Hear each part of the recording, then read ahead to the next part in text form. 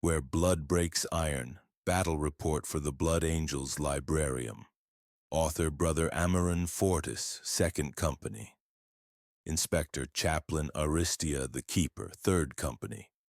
Subject Siege of Fortresses Aurum, Belum and Crox. Date M41.998043. Segmentum Tempestus.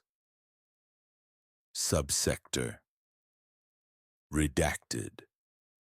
In blood we are born, by blood we are bound, through blood we are made eternal. By the grace of the angel we rise.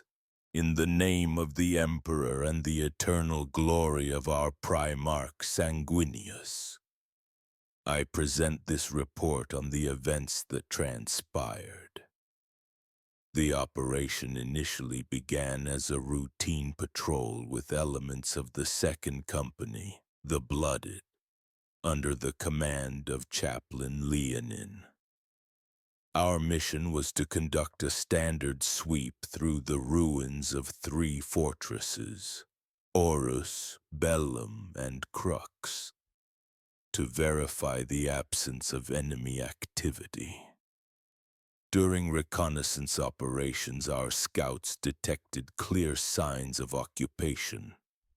The grounds near these long-abandoned fortresses have been recently disturbed. Upon closer inspection, we intercepted active Vox signals and spotted restored defenses. Here we finally uncover the dreaded skull-faced steel sigil of the traitorous Eifurth Legion.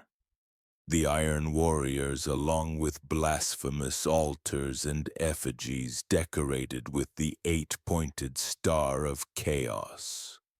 We believe we had encountered a contingent that belonged to the 13th Black Crusade of the Despoiler, as we were able to spot several cultists and traitor Astartes clad in the colors and heraldry of the Black Legion, supplying them with arms and ammunition. It appears they had been using this planet as a rallying point, amassing their forces and resources in these 3 fortresses in support of the Despoiler's offensive. They stood 100 strong, divided between the 3 fortresses, well armed with bolter, flamer, and plasma, entrenched within fortified walls. They were also augmented with units of Terminators caparisoned in ancient cataphracti pattern armor. In comparison, we only had but a lightly armed force of 20 Astartes of varying rank and experience, with unarmed land speeders used for scouting and transport.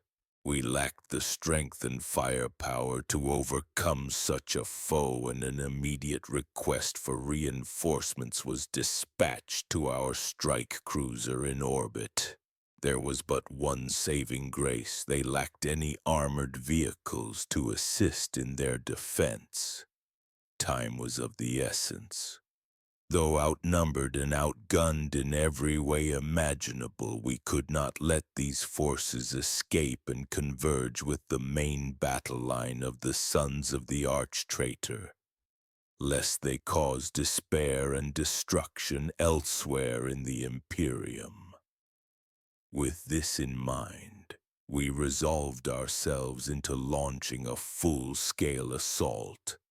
They would never expect such a small force to dare attack the mighty defenses they have built up. Brother Leonin had judged that dividing our forces into 2 units was our only option, in order to prevent the enemy from concentrating into one area after we began our attack. I was assigned to the 1st Squadron tasked with the assault on Fortress Aurum. The 2nd group, which was to advance toward Fortress Crux, was led directly by Leonin. The solemn chaplain roused and blessed the formation to prepare them for the coming battle. Reciting prayers and litanies, infusing every soul with the will to triumph or die gloriously. The assault on Fortress Aurum began in earnest with ferocity and sheer violence. The walls of the fortress thundered and crackled to life with bolter fire as we approached. It was near suicidal, for our strategy was to simply charge the walls and close the distance using the speed and agility of our land speeders. Whether by sheer luck or by the Emperor's grace, we had managed to break through the firestorm and bursted through the gate of the fortress. Meanwhile, Brother Leonin led the charge at Fortress Crux. Although its outer wall had collapsed long ago, the traitors had rebuilt it into a formidable fortification. Yet no bulwark could withstand Leonin's righteous fury. His Crozius swung like a comet of vengeance. And wherever his battle cry rose, the enemies lost their resolve. The warriors of iron resisted fiercely behind their tainted defenses. We fought with blood and fury, but as we feared, our strength was not enough to push them back. Even with the lack of war engines, the traitors unleashed a hail of fire that we could not hope to match. In our despair, Brother Leonin screamed and shouted holy litanies and words of faith over the vox channels that sought to keep the fires in our hearts burning bright with hatred. As he too and his squad had been beaten back into a stalemate, we faltered and dug in, hoping to last even a second longer to slay as many traitors as possible. Amid the hopelessness of this damned offensive, the clouds flashed with thunder, and the ground shook and trembled. Drop pods bearing the mark of the great angel soared down from the heavens, spilling forth space marines from the 3rd and 4th companies, the Iron Helms and the Knights of Boyle, as well as the remainder of the 2nd Company stationed in orbit. These troops did not contain the full complement of their companies, for the chapter has a duty to the Imperium as a whole, but they would suffice. My squad and I found a new resolve and determination, morale skyrocketing. Indeed, for brothers to partake in our crusade was to be immortal. In the maelstrom of battle, I personally felled 3 traitors in close combat, fighting under the gaze of my brothers, inspired by Leonin's distant roar of prayers. Leonin himself would be overcome with righteous zeal. His faithful prayers for the salvation of his brothers turned to wrathful shouts to condemn the defenders. The enraged chaplain broke out into a charge, his brothers following with sword and fire, meeting the heretics with great hate in close combat. Like a true angel of death, he would tear through the enemy's ranks with his sacred Crozius, felling traitor after traitor, all the while singing praises to the Emperor and hurling insults to the dark gods. With the arrival of more loyalist forces, the remaining iron warriors bent and buckled, fleeing the 2 fortresses to rendezvous elsewhere. Having secured Aurum and Crux, our final objective was Fortress Belum, the most heavily defended of the 3.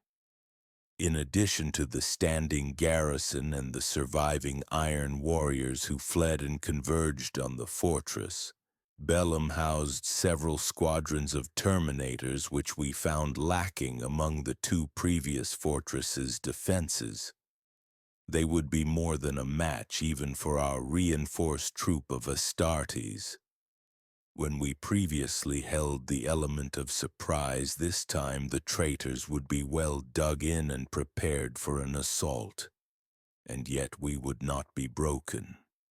Brother Leonin insisted that we are the sons of Sanguinius, and as the ones left behind, our bonds of blood could not be shattered. By the Emperor we would finish what we started, or die as duty prescribes. We sought to eliminate the Terminators first, for they heralded the greatest danger to our forces. Leonin would guide the cacophony of our wrath from one Terminator to the next, slowly whittling them down and forcing them back. Casualties were mounting, but our resolve was harder than the tainted steel of our foes. Victory seemed to be within our grasp, but reality, or in this case the unreality of the warp, would rear its ugly end. The clouds began to coalesce and darken, pouring down droplets of black rain. The skies thundered with malevolent lightning. Then a sinister flash of energy would temporarily blind every soul on the battlefield. It was then that the War Master of Chaos, Abaddon the Despoiler himself, appeared, arriving with a contingent of his Black Legion. He would rally the remnants of the Iron Warriors in a savage counterattack, his unexpected arrival unleashing havoc upon our ranks. What the Despoiler wanted within this fortress and its unholy guardians would not be known to us, but it mattered not. Our lines staggered under his monstrous assaults. My brothers fell one after another beneath the dreadful War Master's blows. Despair gnawed at the edges of our hearts. But Leonin did not yield. Even as death loomed, he stood in the breach, a living prayer to Sanguinius, and we stood with him. We prepared to meet our fallen brothers on the other side of death's veil. In our darkest hour, salvation descended from the heavens once more. Like golden comets of fire, angels pierced the dark clouds and smashed into the enemy's battle line with such speed and fury that even we took pause for a moment to make sense of what was occurring. The heralds of Sanguinius himself, the Sanguinary Guard, had arrived to provide their aid. Their blessed artificer-crafted armor brightly gleaming in its golden glory even through the darkness of the battlefield. As the burning ones sundered the heretics, a mighty wave of drop pods plunged through the skies, clad in blue-gray livery sporting a ferocious wolf seeking prey. Elements of the Space Wolves had detected signs of battle and mobilized a portion of their chapter to investigate. As they charged to rend the enemy's flesh and bone, they let out a blood-curdling howl that shook even the hardiest of traitors. It was now or never.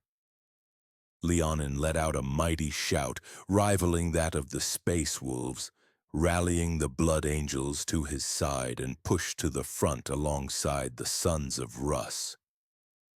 It was as if the very blood in our bodies roused us to tear through the enemy. The Sanguinary Guard elected to impede Abaddon's movement, for even with their combined might, they were not strong enough to defeat the Despoiler. All the while, the entire fortress was painted in blood as we sliced, burned, and answered the heretic shot for shot. Seeing his minions cut down one by one, pathetically broken and battered by the onslaught of the Astartes, the War Master condemned the Iron Warriors to their doom and left the battlefield along with his legion. The forces of order prevail today. Outcome: all three fortresses, Aurom, Belum, and Crox, were captured and secured. The enemy was broken, shattered, and forced into retreat, the survivors mercilessly executed. Victory was achieved through faith, valor, and sacrifice. In the name of the great angel, let this report be preserved in the librarium as a testament to the Blood Angel's honor, sacrifice, and indomitable spirit.